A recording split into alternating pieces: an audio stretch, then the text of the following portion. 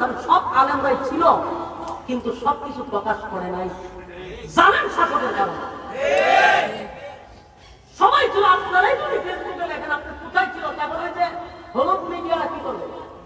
আজকে দেখেন না, অসংখ্য ছাত্ররা শাহাদাত বরণ করছে, মিডিয়া এটা প্রচার করে না।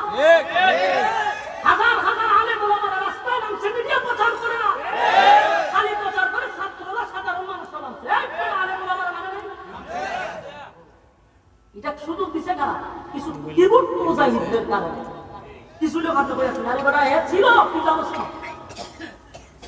আমি আমার কথাটা বলি, সরকার পতন হওয়ার পরে আমি প্রচার করছি যে আমি যে আন্দোলনে ছিলাম এটা পরে ঘোষ করা হয়েছে। কারণ আমি যখন আন্দোলনে গেছি আমার এলাকার অলরেডি আমার নামে লিস্ট হয়ে গেছে, আমার নামে লিস্ট হয়েছে যে আমি আমার নেতৃত্বে নাকি গাড়ি ঘোরানো হয়েছে, অলরেডি লিস্ট হয়ে গেছে আমার নামে। আর 15 বছর পর্যন্ত আমরা জামাত শিবিরের তহমত নিয়ে আমার এলাকায় আমি জীবনযাপন করছি।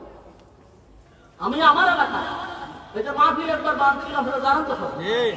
কেন জানেন? এই কিছু ফাঁতি নেতাদের কারণে আমার উপরে বিপদ আসছে।